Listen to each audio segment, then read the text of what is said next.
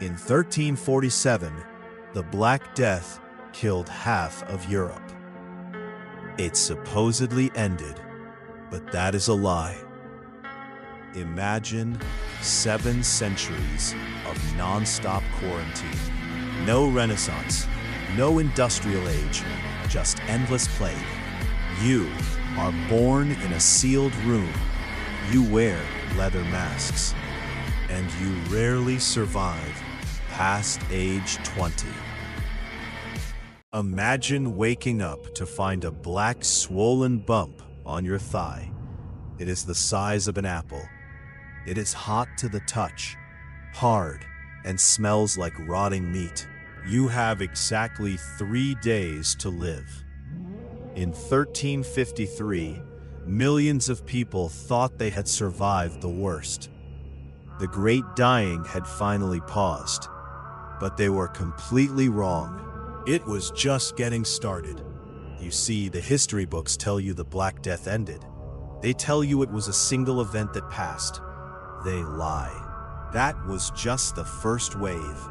Let us look at what actually happened when the ships docked at the southern Italian ports that winter. The merchants of Florence are finally smiling again. The markets are packed with goods. The markets are packed with goods. Children play in the dirt streets. After years of pure horror, everyone thinks the nightmare is over. But a single wooden cart is rolling through the city gates. It is carrying silk, spices, and silver from the Far East. It is also carrying thousands of tiny, starving passengers. Fleas, hidden deep inside sacks of grain, these insects carry a microscopic killer. Within 48 hours, the men who unloaded those sacks start shivering. Their skin turns purple, then black. They cough up thick, dark blood. The doctors do not even need to examine them. They recognize the smell of rotting flesh. The plague is back, and this time, it is much faster. It spreads quicker than anyone can run. The very trade routes that were supposed to rebuild Europe are now highways for death. You cannot escape it. If you flee to the countryside, the fleas are already waiting in the grass. If you lock yourself in your stone house, they are hiding in the floorboards. Think about Venice, a grand city built on water. They try to keep the infected out by forcing ships to wait 40 days in the harbor. That is where we get the word quarantine. But rats do not care about human laws. They swim, they climb the anchor chains. Within weeks, the canals of Venice are clogged with floating bodies. In Paris, the king flees his palace. In London, they dig trenches 50 yards long to throw the dead in. Priests refuse to give last rites because they are terrified of catching the breath of the dying. Parents abandon their sick children in the middle of the night. Neighbors lock neighbors inside their homes and set them on fire to stop the spread. You would think someone would find a cure, but science does not exist yet. Doctors wear leather masks with giant bird beaks stuffed with dried flowers. They think the bad smell is what kills you. They try cutting patients open to let the bad blood out. They press warm onions against the black boils. They even force wealthy people to drink crushed emeralds. Nothing works. Every single remedy just makes the death more painful. Now, imagine living through this year after year. This is not a temporary disaster anymore. It is just life. A whole generation grows up never knowing a world where people do not suddenly drop dead in the street. You do not plan for the future because you do not expect to have one. By the time the decade ends, The economy is completely gone. Trade stops. Nobody is farming the fields. The forests start taking over the empty villages. The schools close down because there are no teachers left. But the worst part is not the loss of life. It is what happens to the human mind. People stop believing in progress. They stop building. They stop writing. They start believing that humanity is cursed. The darkness does not just cover the land. It settles deep inside everyone who survives. The darkness does not just cover the land. It settles deep inside everyone who survives. And the scariest part? The plague never actually went away. It had become a permanent part of human civilization. Children were born into a world where every spring brought another wave of death. No one remembered life without plague. In 1355, Europe was a ghost continent. Over 20 million people were already dead. If you walked down the main highway, you would not see another human being for days. The busy trade routes were completely silent. Abandoned wagons sat rotting in the mud.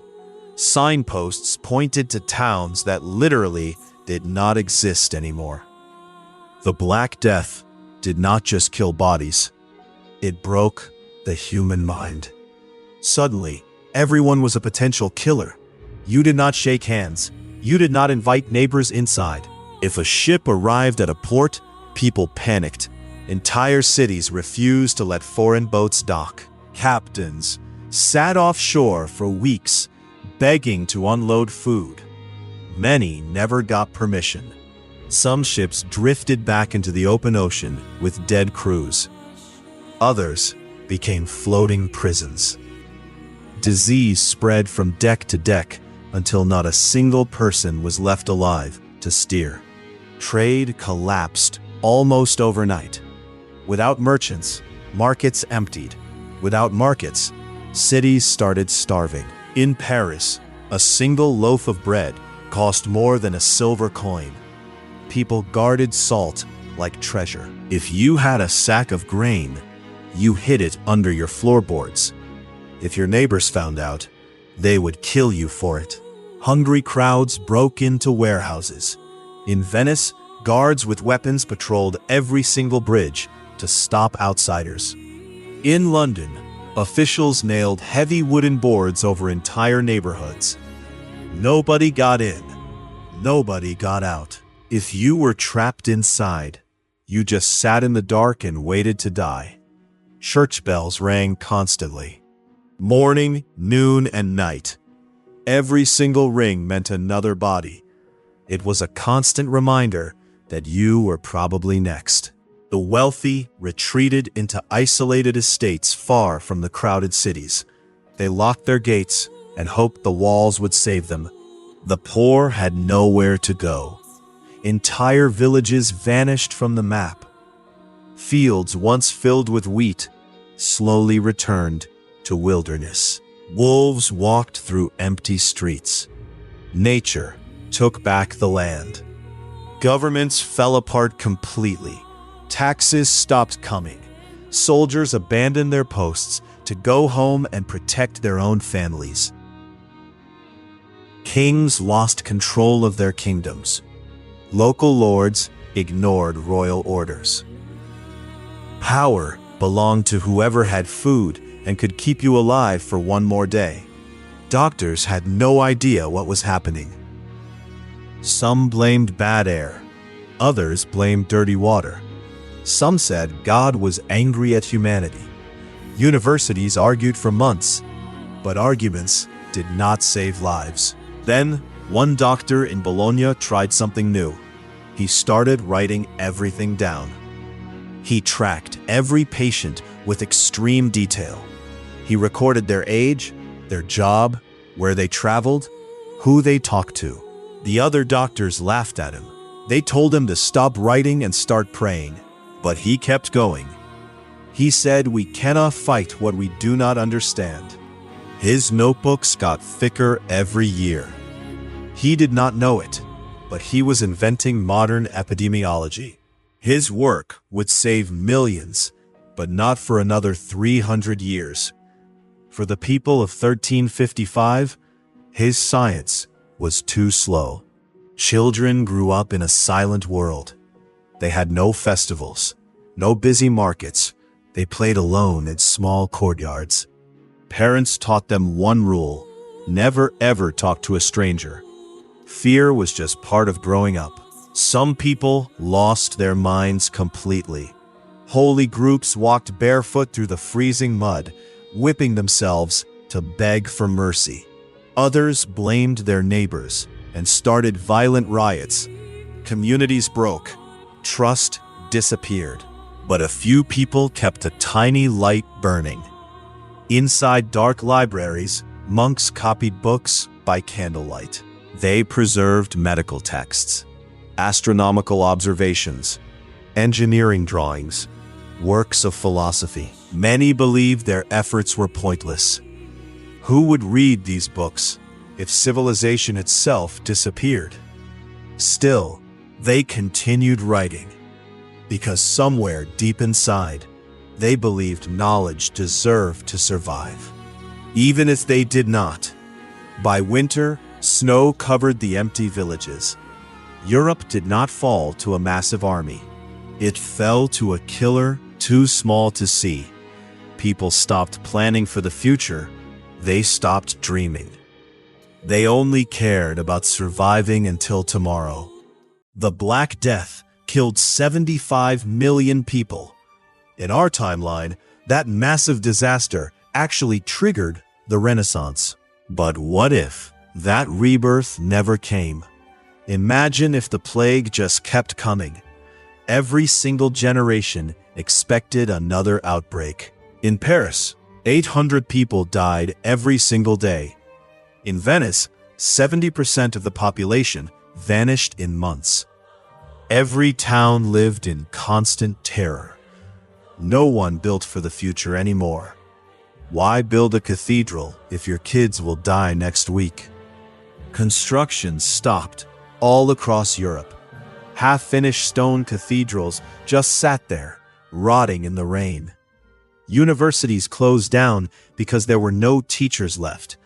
Oxford and Paris became empty halls.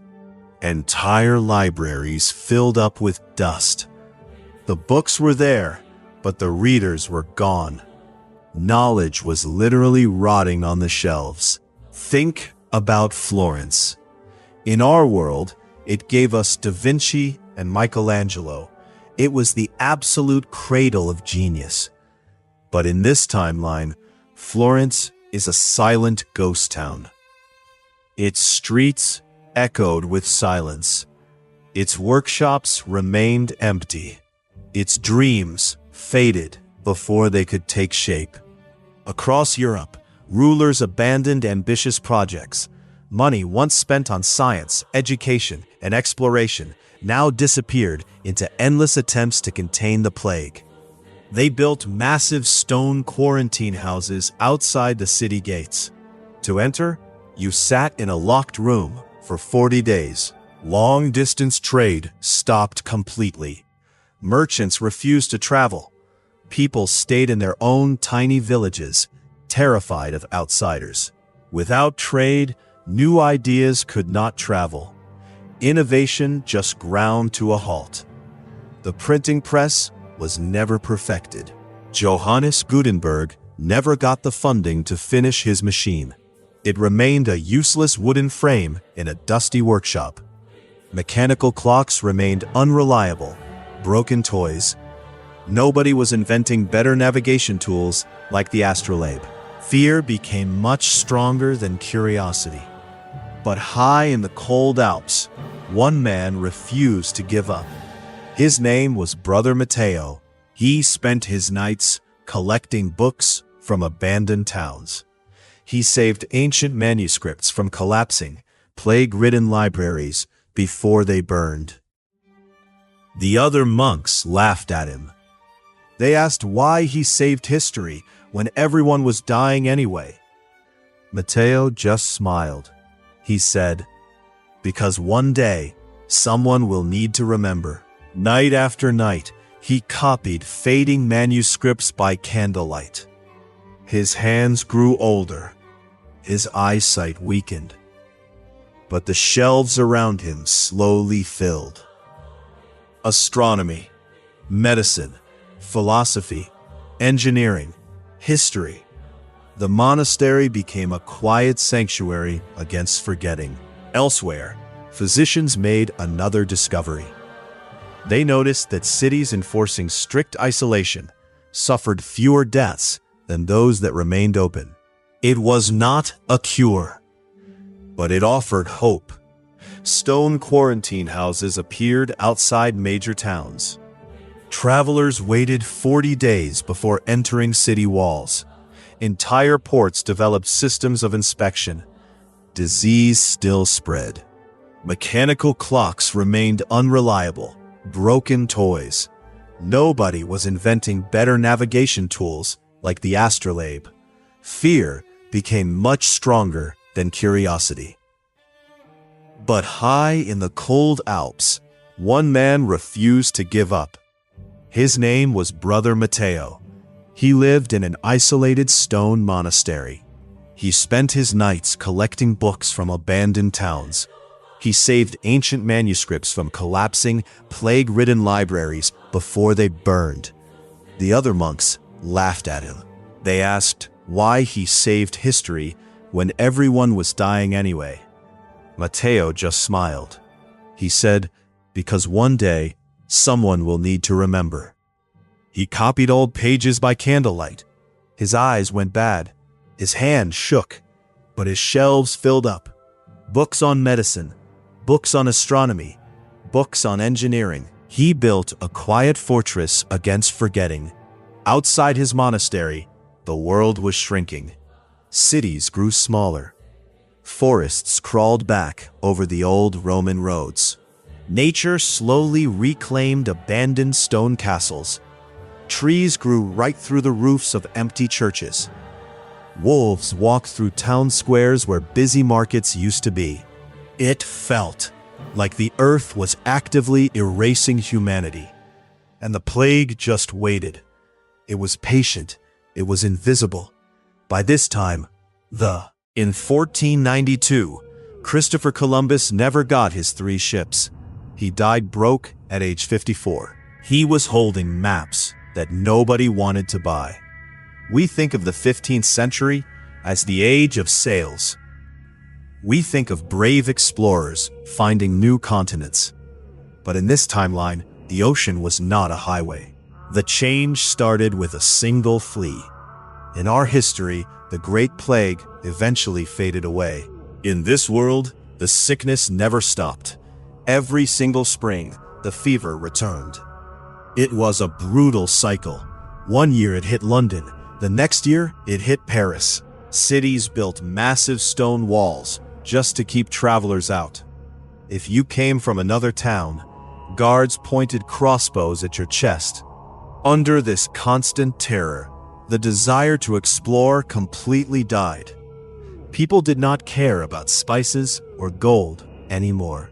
They just wanted to see tomorrow. Look at the great port of Lisbon. In our history, it was the busiest harbor in Europe. In this timeline, the shipyards were dead silent. The wood rotted in the sun. Venice had the best shipbuilders on the planet, but they could not find workers. 3 out of 4 master builders died in the quarantine camps. The secrets of carving hulls and reading the stars vanished with them. Fathers could not pass their skills to their sons. No king was willing to fund a voyage. Why spend 50,000 gold coins on a ship that might sink? Especially when your own citizens are starving in the streets. The risk was simply too high. In Portugal, young captains still dreamed of the open sea. They wanted to sail past the coast of Africa. But they never got permission. Their kings faced bigger problems. They had to deal with food riots, empty treasuries, and constant disease. Exploration became a foolish luxury. Spain faced the exact same fate. Columbus spent 7 years traveling from city to city. He carried hand-drawn maps. He had complex math calculations. He had big dreams of reaching Asia by sailing west. In our history, Queen Isabella finally said yes. In this world, she could not. The royal treasury was completely empty. Every single coin went to building quarantine walls and running hospitals. The kingdom could not afford to gamble on a wild theory.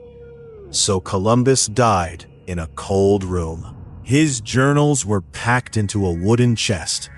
They sat in a dark monastery for 300 years. No Spanish fleet crossed the Atlantic. No European flags flew in the Caribbean. This changed everything. Across the ocean, the Americas were left completely untouched. The Aztec Empire did not fall to Spanish steel. They kept expanding across central Mexico. They built massive temples and trading networks. The Incas kept building their incredible mountain roads. They ruled millions without any foreign interference. Hundreds of indigenous nations traded, fought, and grew on their own terms. Their world stayed whole. The global balance of power shifted completely east. Europe became an isolated, quiet corner of the map. They could not compete. The plague had stolen their confidence. Parents warned their children to stay away from the coast. Sailors were not seen as heroes. They were seen as dangerous, dirty men who brought disease. If a rare ship actually arrived at a port, it was forced to sit offshore. For 40 days, nobody could leave the ship. Most captains got tired of waiting. They turned their ships around and went home.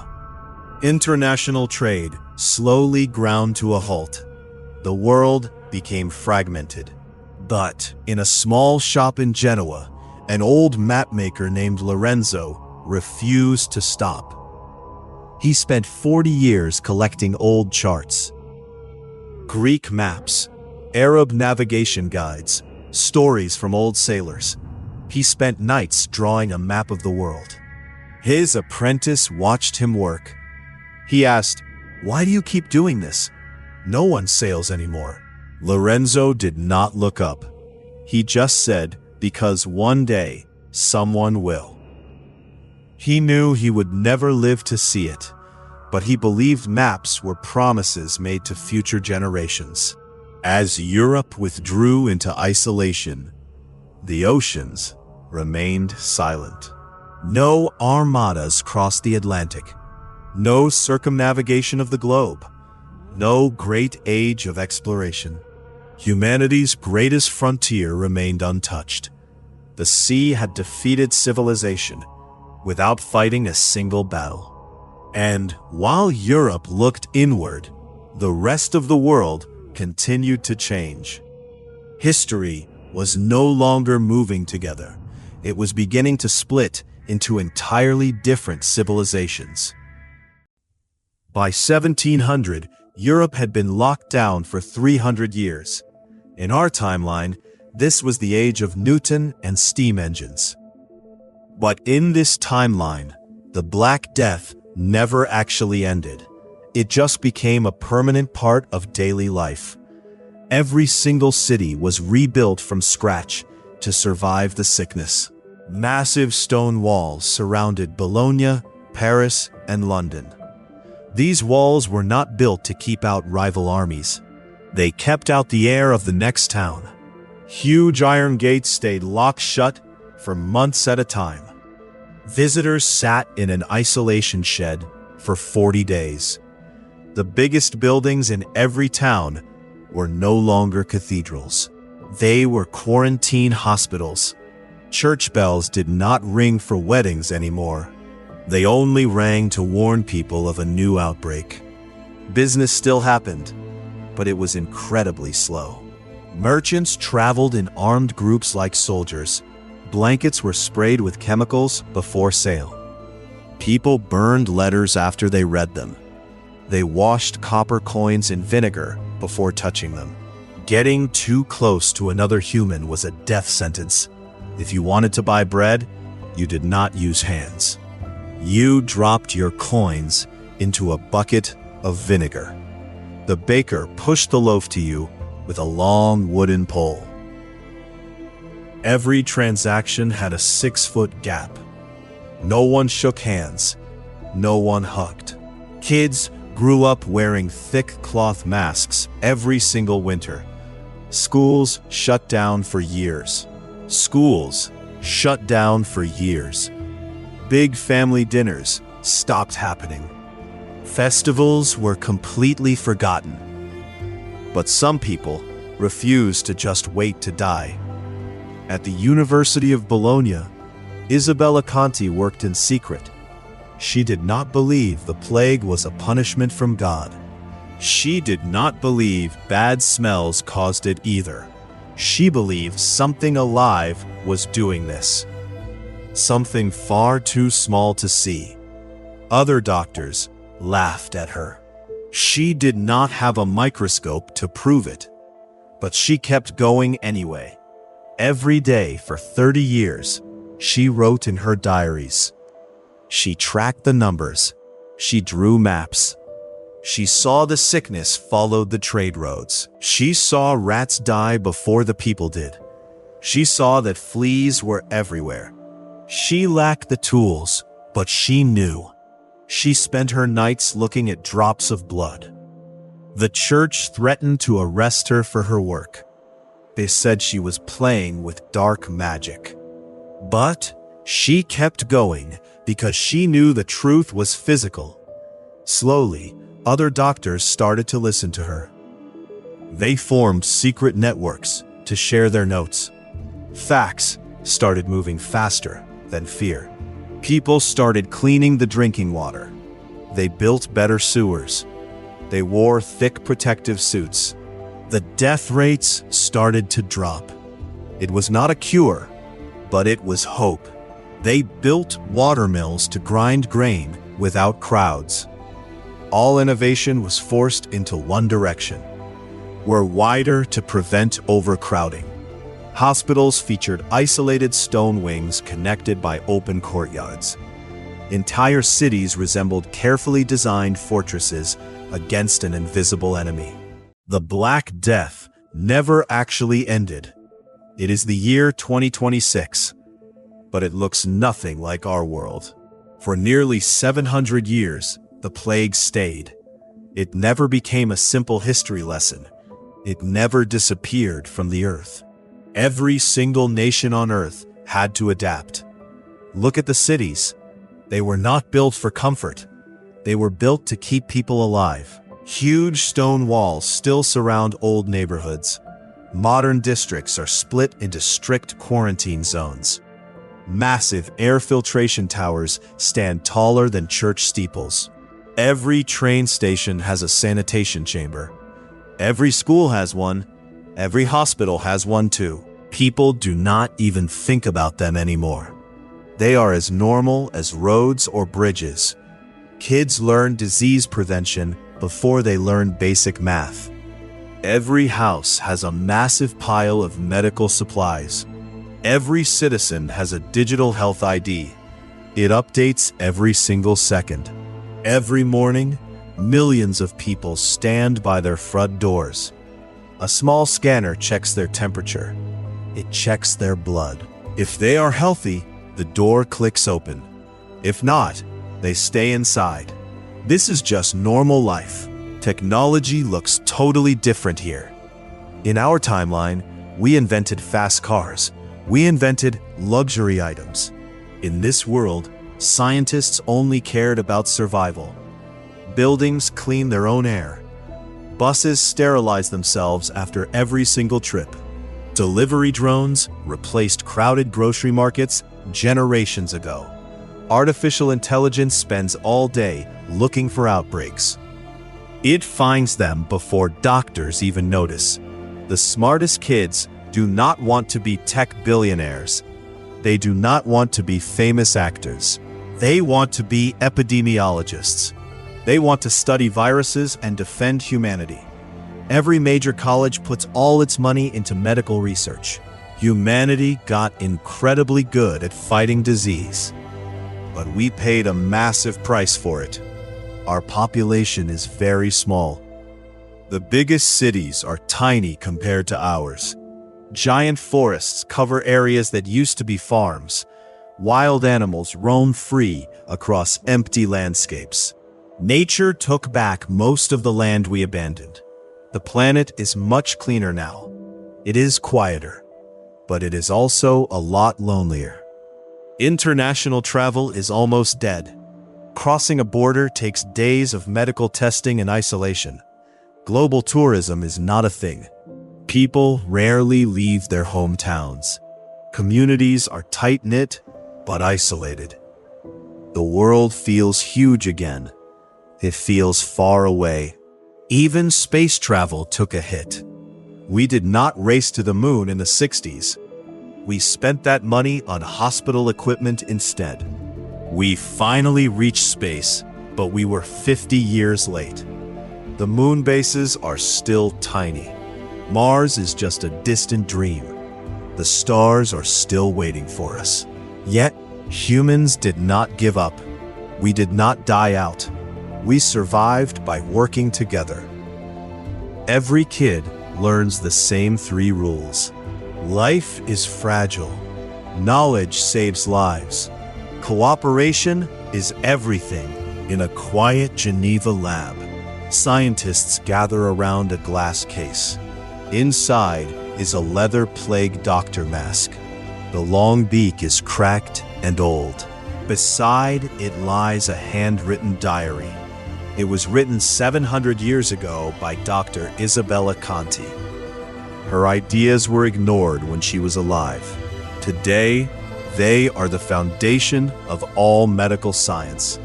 One student reads her final words out loud. Never stop observing.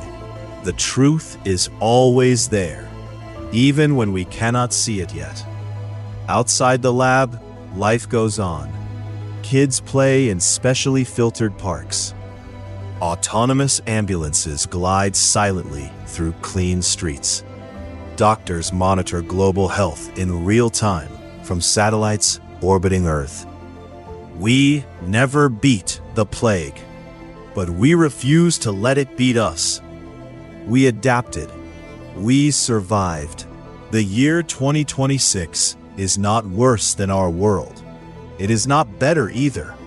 It is just a world shaped by a disease that never left. It proves that history is not always made by kings. Sometimes it is made by something too small to see.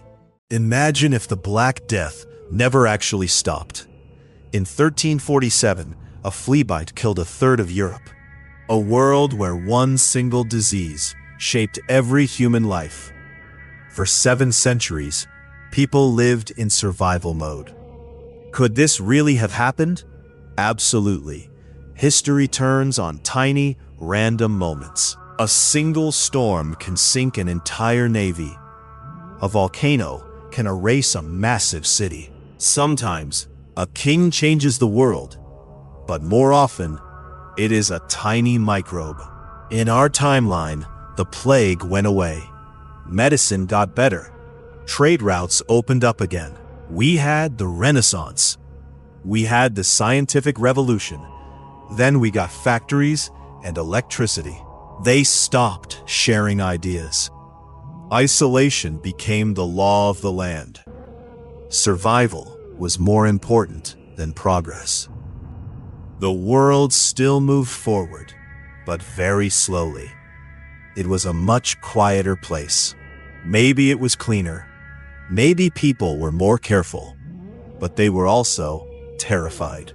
Is a safer world worth losing centuries of progress? Would you trade your smartphone for a plague-free city? There are no easy answers here. Some choices built bridges, others built massive walls. In this alternate timeline, cities stayed small. You could not have a big city. Big cities meant massive outbreaks, so London never grew. Paris stayed a small town. People lived in tiny, isolated villages. They grew their own food. They never met anyone from the next valley. If a traveler showed up, they were met with pitchforks. Now, think about a modern museum in this world. Visitors gather around a simple display. There are no gold crowns, no weapons, no jewels. There are only three objects: a dark leather mask with glass eyes, and a tiny scrap of black cloth from a victim who died in 1348. A young boy stands in front of the glass. He looks at the leather mask. He asks his teacher a simple question. The teacher does not answer right away. Break time 2 seconds. She looks out the window. Outside, the modern city is busy. You see the rivers that flow through empty valleys. If you go higher, you see the earth spinning in the dark. It looks so peaceful, but it is incredibly fragile. We are still here because we kept learning. Somewhere right now, a kid is opening a heavy history book. A scientist is looking through a microscope. A doctor is saving a patient. It is the map for our future. Now the heavy book slowly closes. The old pages stop turning. We press the red wax seal onto the cover. This story is complete. Tonight we looked at a world ruled by disease. Tomorrow, we will open a new door. There are millions of paths we could have taken. We just have to find them. So keep looking at the past, keep asking what if, and never stop searching for the truth. Thank you for watching. Good night. Until next time.